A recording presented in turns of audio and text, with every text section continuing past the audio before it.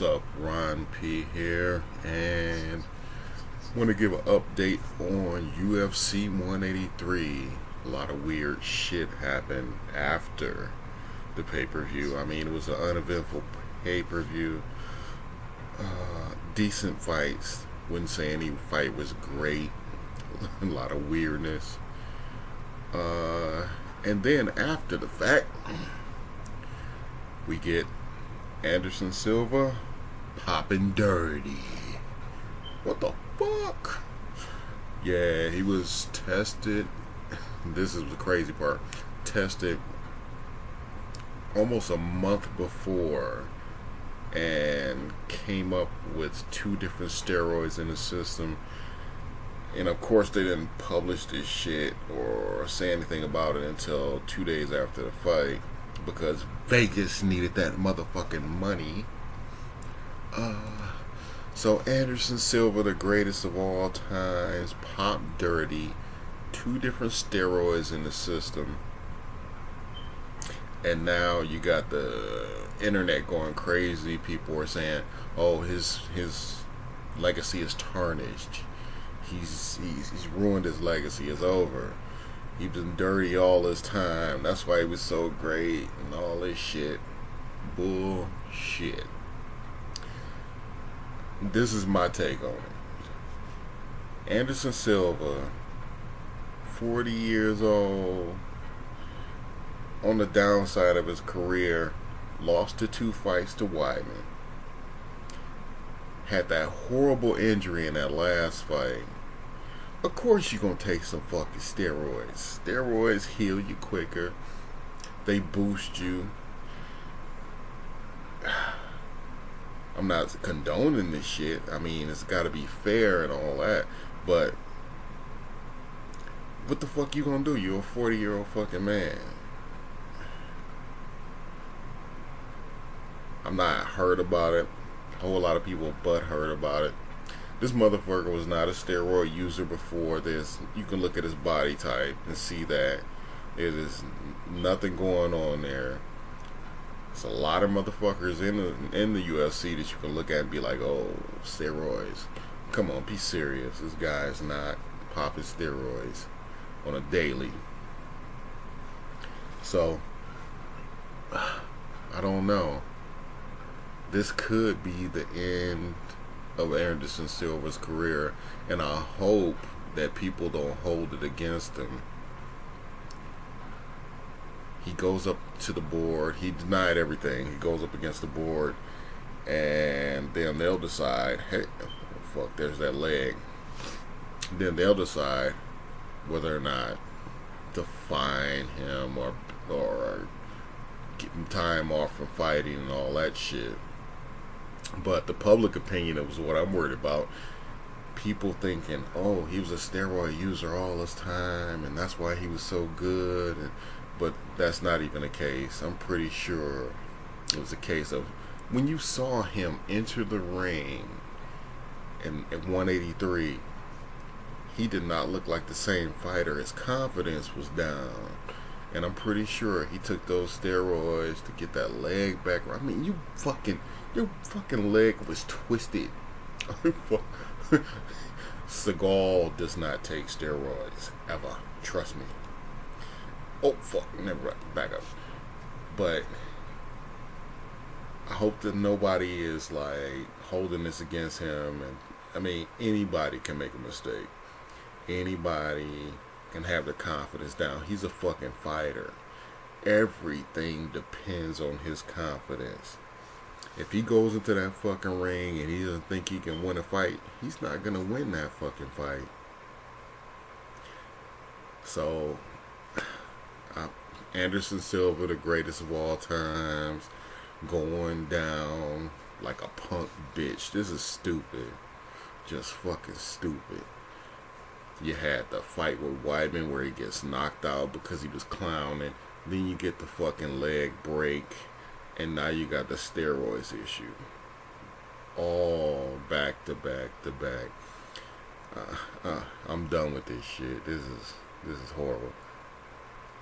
And then you got this motherfucker here.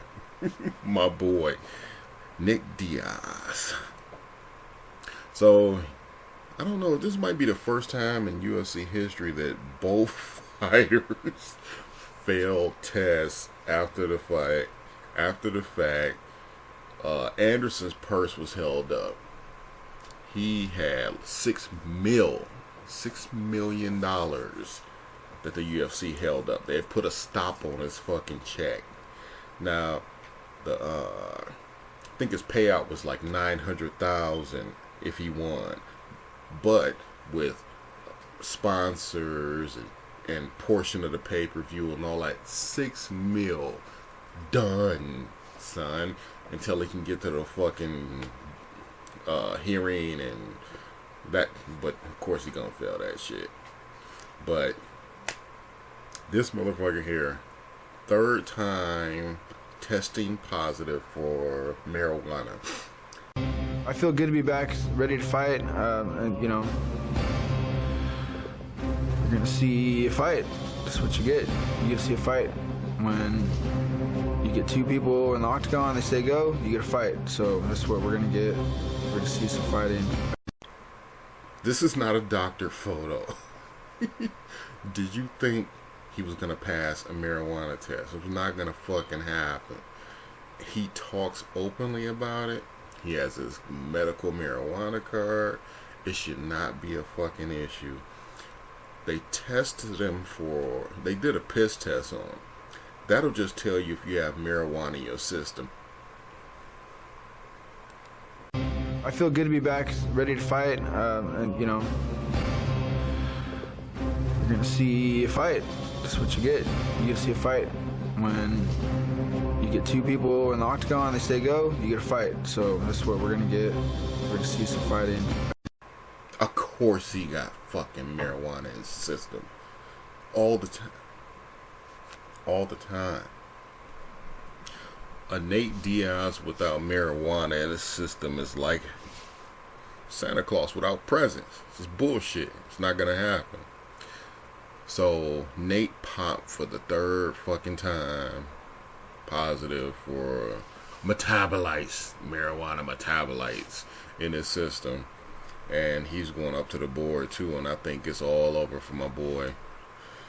They want to get him. He's an asshole. He talks shit to them. So they gonna think they're gonna fucking crucify him. I think it's all over. The career of Nate Diaz is done.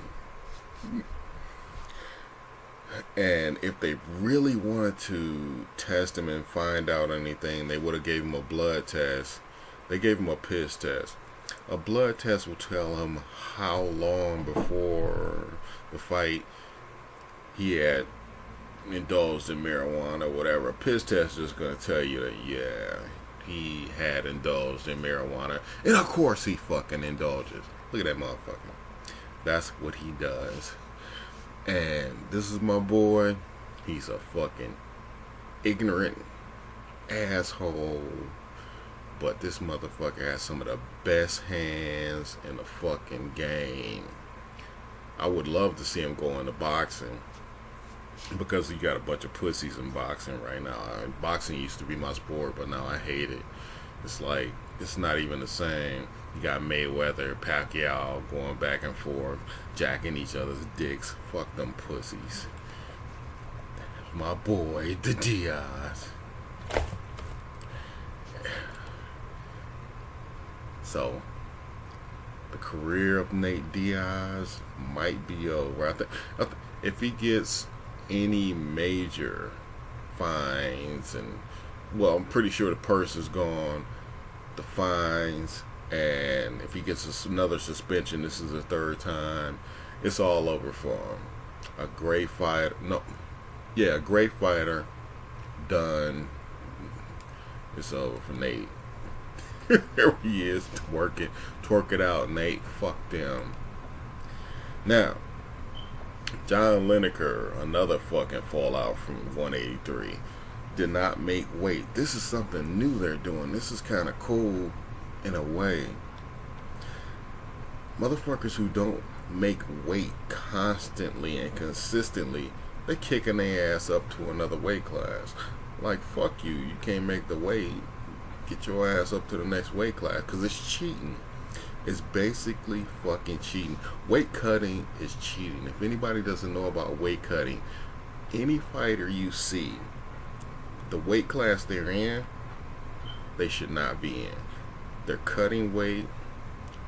They're dehydrating themselves to the point of death. Who was it? I know a couple of fighters couldn't even fight. They passed out in the locker room because the weight cutting is ridiculous. It's a point to where I really would like to see a UFC where there was no weight cutting and you could see people fighting to their full potential. Fighting, I mean, they're not dehydrated, they haven't been killing themselves for a week, and then come in fresh and just fight at their natural weight, their natural abilities, and bang that shit out. But that shit's not gonna happen at this point. But this is a good fucking move. John Lineker, this little motherfucker right here, missed weight 4 times. I don't think it should have been a 4th. It should have been like a 2nd or a 3rd. They should have kicked his ass up. So now they're gonna kick him up to the next weight class. He had a fight in the prelims with Ian McCall. Damn good fight. Ian was trying to hang with this guy. The guy had already missed weight. He was fucking twice his size and just banging on him. It was horrible. It was like a fucking horror movie. But now Lineker has to go up to the next level and fight with the bigger boys. Yeah, see what he does then. Peace, Lineker. Yeah. Now, this was another prelim fight, which I thought should have been on the pay-per-view. This is bullshit. I would have switched out any of those fucking fights for this one right here. Miesha Tate versus Sarah McMahon. Miesha lost to the champ. Sarah lost to the champ. So they have to bang it out. But I don't get this fight because neither one of them can be the champ right now. So I don't know what's next for either one of these girls. So, but Miesha Tate is fine. And Sarah McMahon is a machine. She's like something you put in a lab. Be like, I want a woman that can plow the fields, come home, bake cakes, and then make me babies. Sarah McMahon. Okay, look at her. She is a fucking machine. Look at that fucking body. Look at them fucking arms. But she's no looker. She look fucking Amish. Yeah. So, Miesha Tate, fine as hell. Woo, woo, woo. So Miesha Tate, what Sarah McMahon, I don't know why she would do such a thing because her beauty is so effervescent. She should never let her touch her. Look at that. Sarah McMahon looking all manly and brutal. An Amish. Amish brute. My angel, Miesha Tate, angel of glory. Look at her, warming up. She's still beautiful. Oh my God, she is still such a beauty. Oh my God, she's getting mauled by this fucking Amish brute. Stop, get off of her. So anyway, the fight went down like this.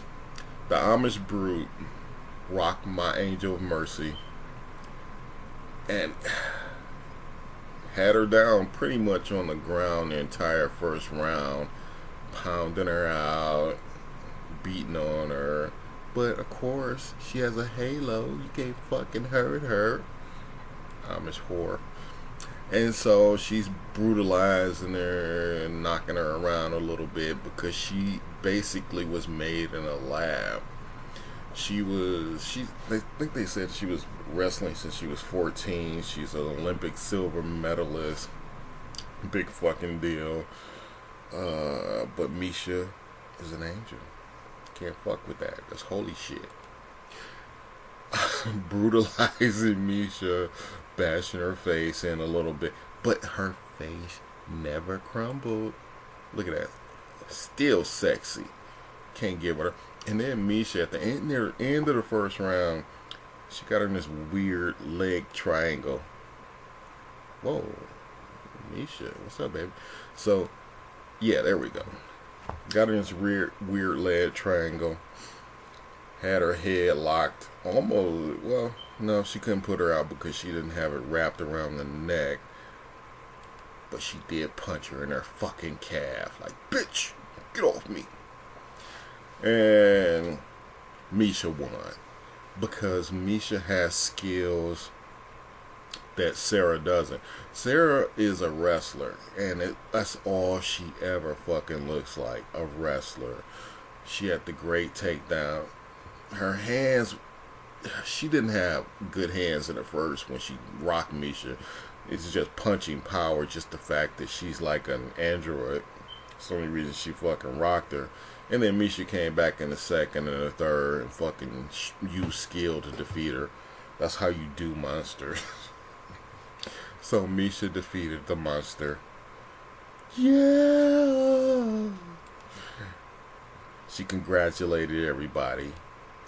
Joe Rogan congratulated her. She even went over and congratulated the Russian monster. Came back. Joe Rogan was like, yo, you're beautiful. You're an angel. I'm paraphrasing. You're beautiful. You're an angel. You rock that fucking Russian machine. You're the shit. Misha Tate. The shit. Yeah.